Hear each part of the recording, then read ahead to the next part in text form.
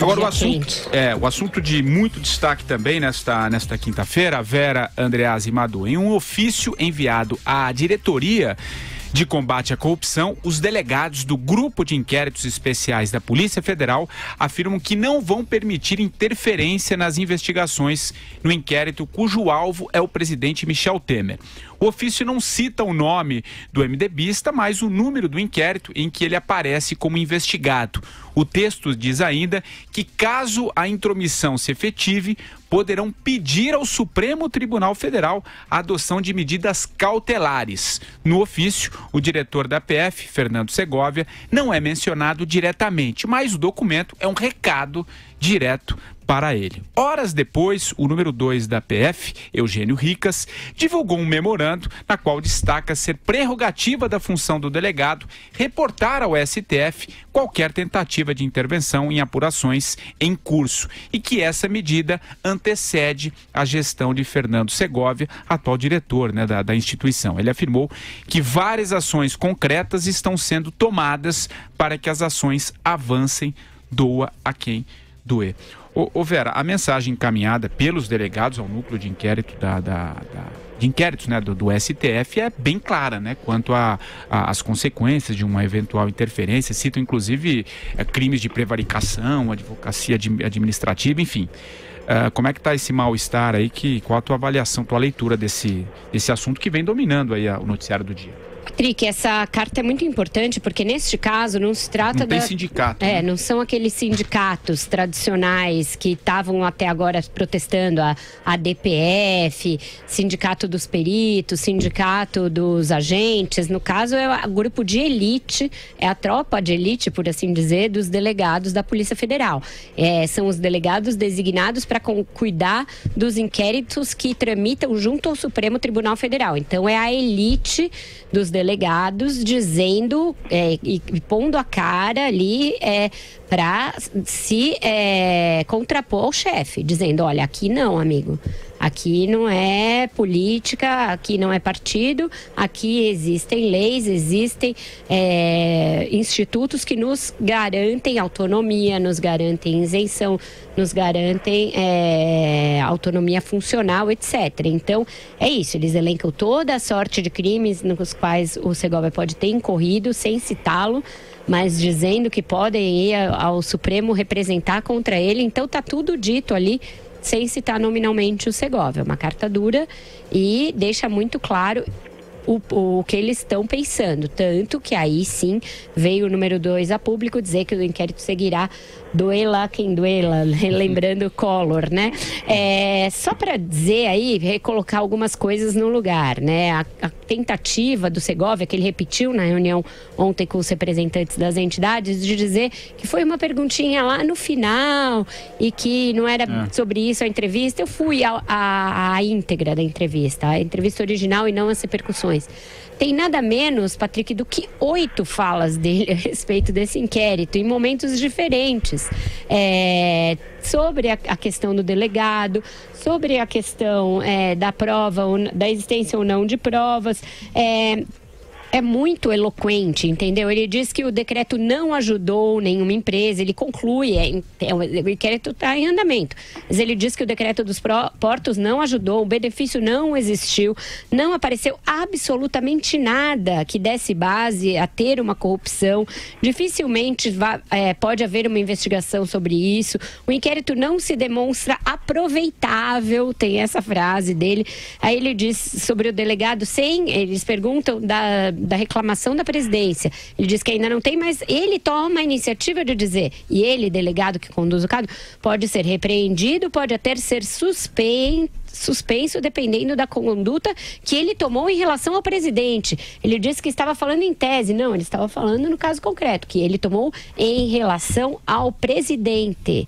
Então, eu estava falando deste caso. Eu conheço os 2 repórteres que fizeram a entrevista com ele. São 2 repórteres muito experientes. Lisandra Paraguaçu, Ricardo Brito, ambos já trabalharam em vários veículos. Tem anos de janela, não são focas. Portanto, não cabe essa explicação. Ele está em maus lençóis. está ali sendo questionado internamente, como fazia tempo que eu não via um delegado-geral, acho que desde os tempos do notório Protógenes eu não via tamanho mal-estar na corporação com um diretor-geral, aliás, não um delegado-geral. Então, está complicada a situação do Segovia. Andreasa, diante de tudo isso que a Vera disse, claro, você vai dar o seu parecer sobre o assunto, mas você acha que ele tem condições de se manter no cargo diante de tudo isso que a gente vem acompanhando aí nesses 3 meses, né? 3 meses que ele está à frente da PF? 3 meses. Pois é, no final das contas é isso que está em questão, né, Patrick Santos? Eu concordo com a análise da Vera, falamos sobre a questão ontem, e agora é político, né? Me parece haver razão, deixar claro, eu concordo que haja razão, por exemplo, para que esse grupo de elite da Polícia Federal, grupo de elite mesmo, se manifeste contra ou reaja à ideia de uma intenção da parte do diretor-geral da Polícia Federal. O ponto é que quando esses movimentos orgânicos dentro de uma corporação, que é a casa da inteligência, a casa da investigação, né? Digamos que é a casa da ciência republicana, em termos policiais, é a Polícia Federal. Quando começa a ver essa corrosão, minha gente, a gente deve começar a discutir até quando o Fernando Segovia resistirá.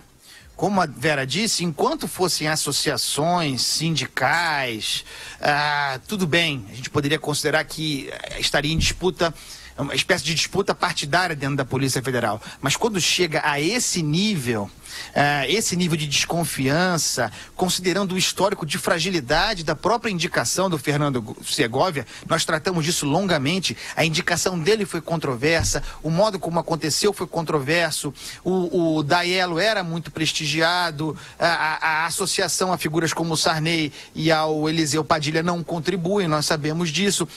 As sucessivas reuniões que ele teve privadas com o presidente em momentos chaves de investigações de inquéritos relativos ao Temer, compromete. Há alguma ilegalidade de fato? Não há. Mas o que nós estamos falando aqui é de um processo alimentado pelo próprio Segovia, que mina a sua credibilidade. Eu repito, me parece ser uma questão de tempo.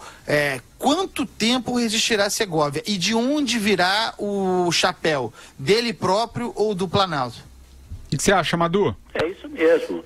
Hoje, o Fernando Segovia é um problema, uma pedra no sapato do Palácio do Planalto, porque ele foi colocado lá justamente para isso, para dar uma solução final a essa questão dos processos do Temer, né, lá do núcleo duro do executivo, e ele talvez num gesto impensado, né, num passo em falso, quis mostrar serviço, sei lá o quê, ingenuidade, deu uma entrevista infeliz.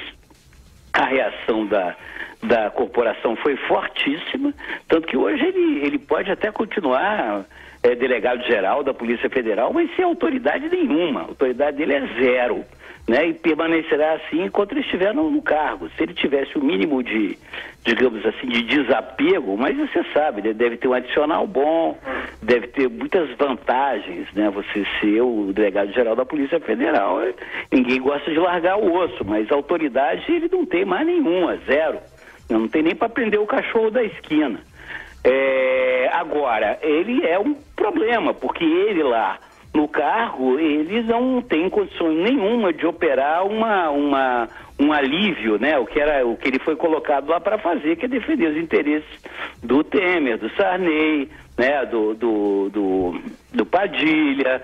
Ele não tem como, ele está amarrado. Então, ele é uma questão de tempo, né? Vamos esperar esfriar um pouquinho e ele, constrangidamente, né, será... como é que é naquela época da escola, né, aconselhado a se retirar, né? Vou arrumar outro, né, que se submeta, mas ele acabou e é problema porque o tempo ruge, como se diz, o tempo está correndo contra o Temer e sua turma. No fim, Patrick, esse é mais um episódio de muitos que eu tenho trazido aqui, de vez em quando, em que as instituições são submetidas a um teste de estresse e elas se mostram mais sólidas do que a gente poderia imaginar pela bagunça que é o Brasil. Já houve casos do Congresso tentar aprovar leis esquisitas, da Dilma tentar nomear o Lula, chefe da Casa Civil, de coisas que são esquisitas e que são para acochambrar as investigações, e isso esbarra na vigilância da imprensa, das próprias instituições que são ciosas hoje em dia da sua independência funcional, da sua autonomia para investigações. Então, eu acho que o Brasil vai dando sinais de que está maduro, de que essas tais instituições, ao fim e ao cabo, não são tão frágeis quanto a gente imagina. Não tenho a menor dúvida de que o Segovia foi colocado lá com uma missão. Tanto que ele tem os padrinhos que tem. Mas, chegando lá, essa missão se mostra impossível de cumprir. Ele não consegue entregar o peixe que ele se dispôs a vender. E isso é bom que aconteça assim. Eu acho que agora ficou muito mais difícil ele fazer qualquer melê nesse inquérito. Então, o Temer vai continuar tendo de enfrentar as perguntas que ele acha incômodas e, eventualmente, responder a isso depois de deixar o cargo. Fala, Andreasa. Eu só acho, discordando rapidamente do Madhu, ligeiramente do Madhu, que não houve ingenuidade na fala do Fernando Segovia, tá? Acho que tudo isso foi feito, como os ouvintes gostam, com método.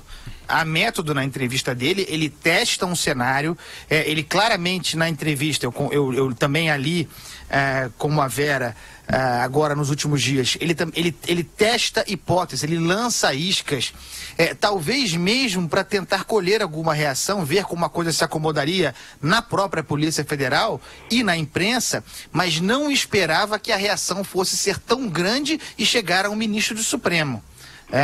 No final das contas, ele testou uma hipótese que bota em risco, para o bem do Brasil, a sua própria posição.